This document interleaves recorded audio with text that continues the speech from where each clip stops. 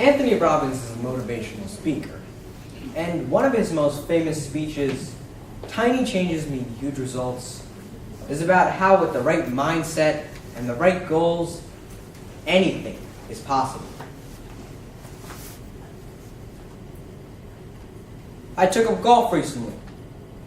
I thought I'd never play this game. Old man's game, never played it before.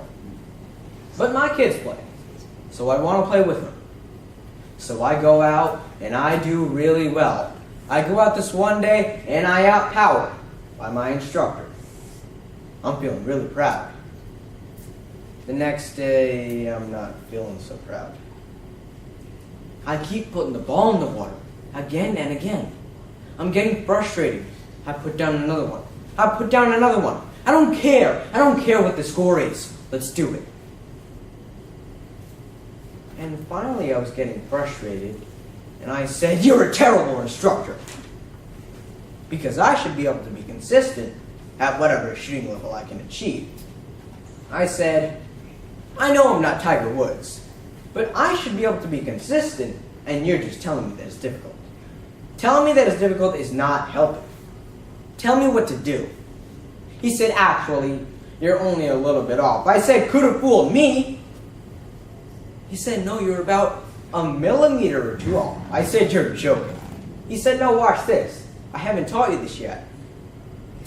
When stroking the ball, the angle that you hit it at, if you change that angle a millimeter or two, it changes the arc of the ball. 1 millimeter this way, and you're in the water. A millimeter that way, and you're in the sand."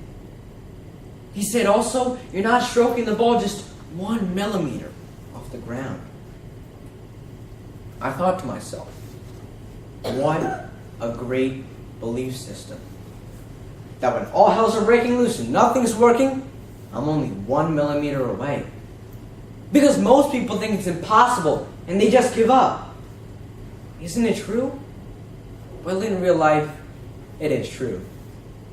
So 2 days later, I'm at a client's office and I do a little bit of coaching. I'm working with the #1 plastic surgeon in the world.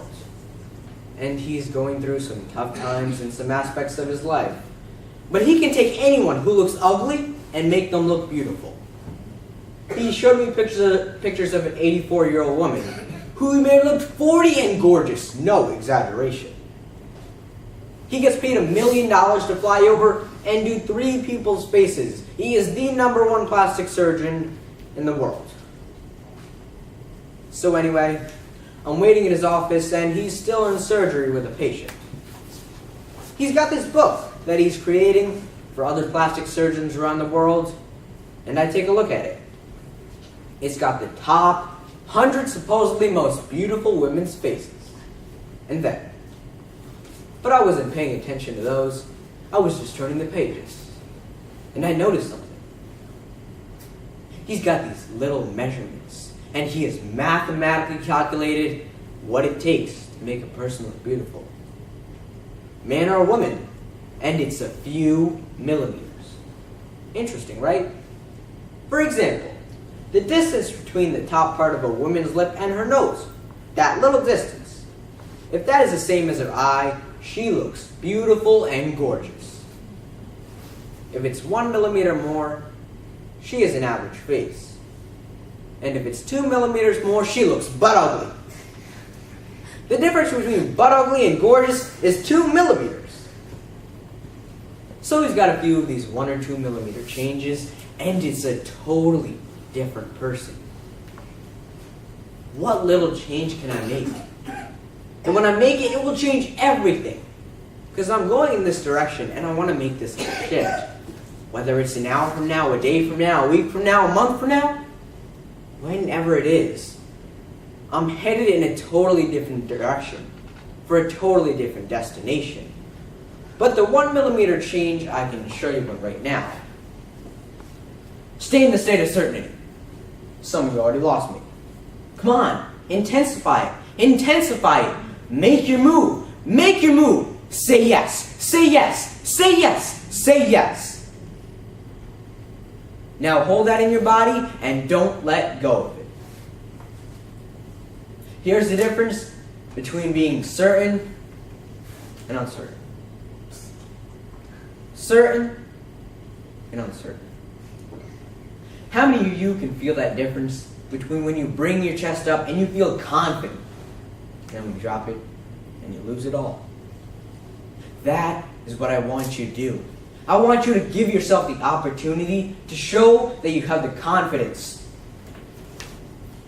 You know, I was a 17-year-old boy from Azusa, California, with no real education and parents that did their best, all of them, with long hair and minestrone subacne on my face. I was working for Jim Rohn's, earning $40 a week, and driving a 1968 Volkswagen. Well, how I did it, you might ask? Quite frankly, it was simple. I parked far, far away, and I walked in, and I loved myself, and I loved the people around me. I gave myself the opportunity to succeed and achieve whatever it is I wanted to. And that is what I want you to learn. Now, how many of you have ever been to Disney World or Disneyland? And how many of you have ever made the fatal mistake of going to a ride called It's a Small World After All? Well, what's happening a week later after you come back from that place? Let's just say that you're singing that same song in 24 damn different languages and you don't even know what it's about.